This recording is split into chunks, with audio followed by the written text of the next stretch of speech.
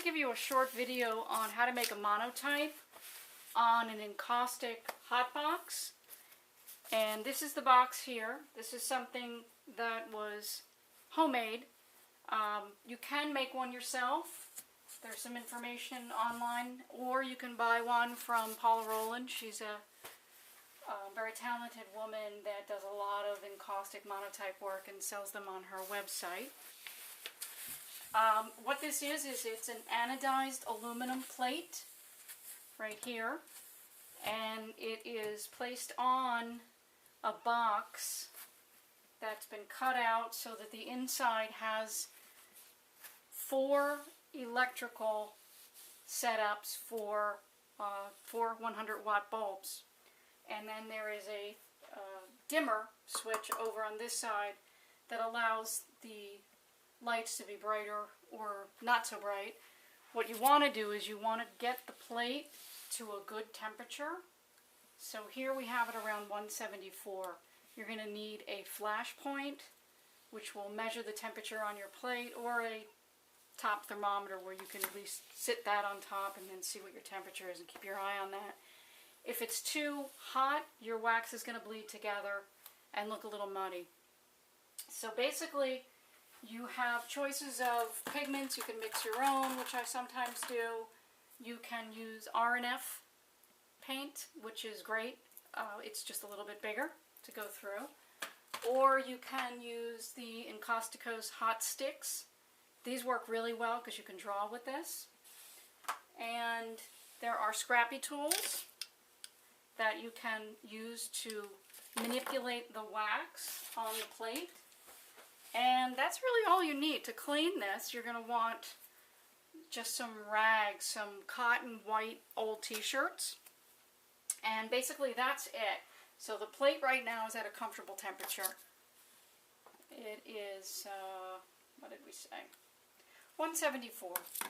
I'm going to turn it down a little bit. So basically, let's just say we wanted to do something abstract and we wanted to run some yellow through the plate, and perhaps we want to run a little of the, what we got, some blue through here. Gives it a nice dimensional effect, and you can create whatever you'd like through the piece. And we've got the bigger piece is a little harder for the wax to go through than it is the ones that fit in your hands. So that's why I like the little sticks. I can work with them better. Much easier for me to draw. Just looking for some.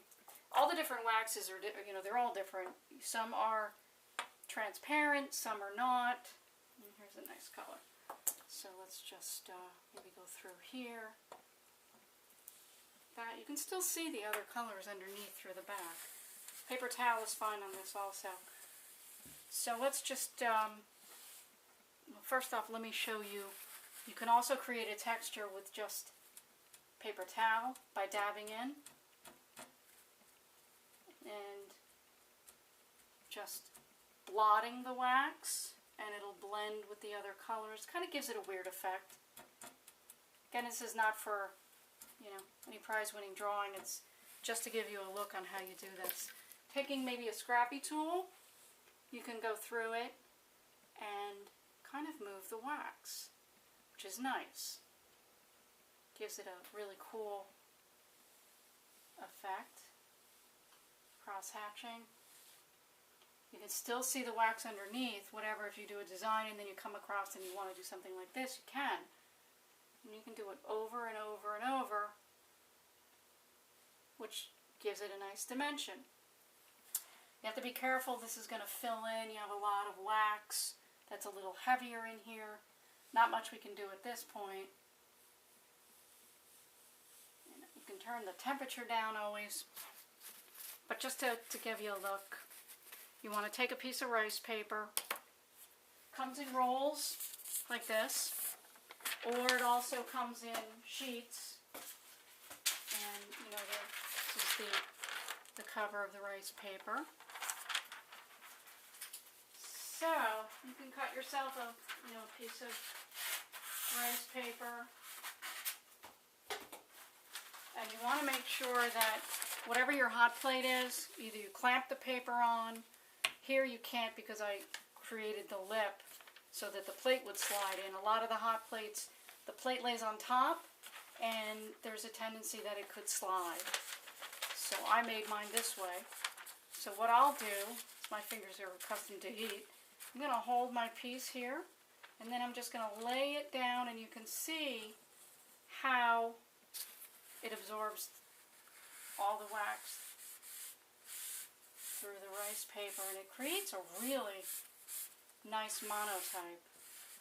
You can pull that image right up. You gotta keep your hands on the paper or it's going to slide.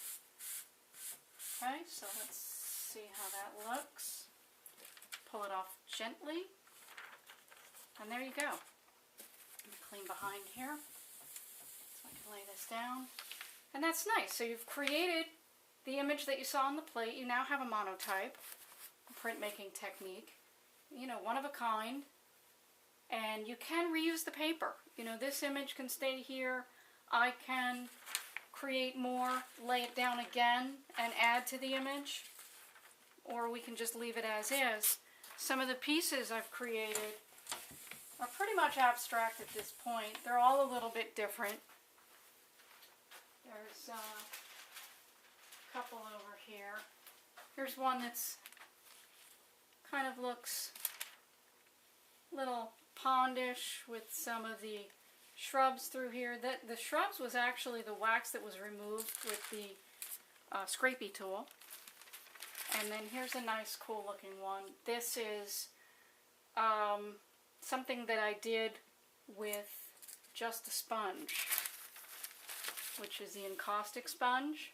So once I had the design, I then went through and moved the wax with that. And I'll show you just in a small area how that looks. If you were to go through with a caustic sponge, you want to just make sure you don't have any previous colors on it.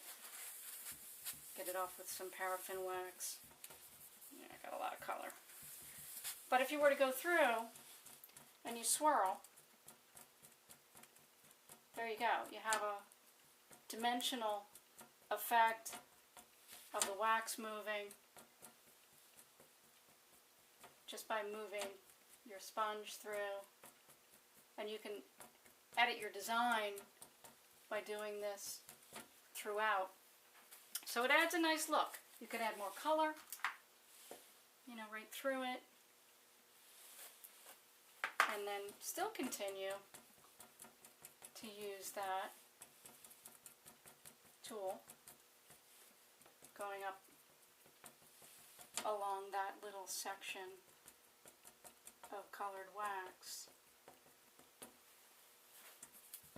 So anyway, that's the different effects that you can get. You can also use a brush if you want to brush through.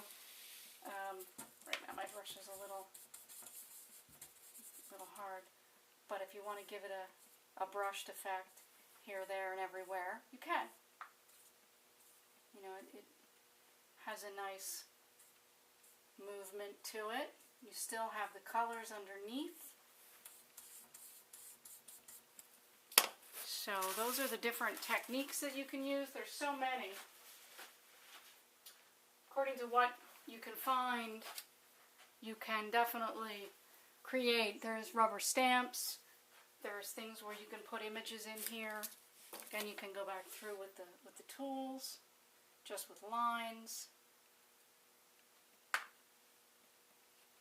Just so much. It's really, a monotype is especially an encaustic monotype, it's really very exciting to do because you have the mobility of the plate and being able to move the wax around and taking it off, putting it back on again. So that is an encaustic monotype on a hot box, and hopefully now everyone knows a little bit more about encaustic hot boxes and monotypes. So thank you for joining me, and we will be posting more things very soon. Bye-bye.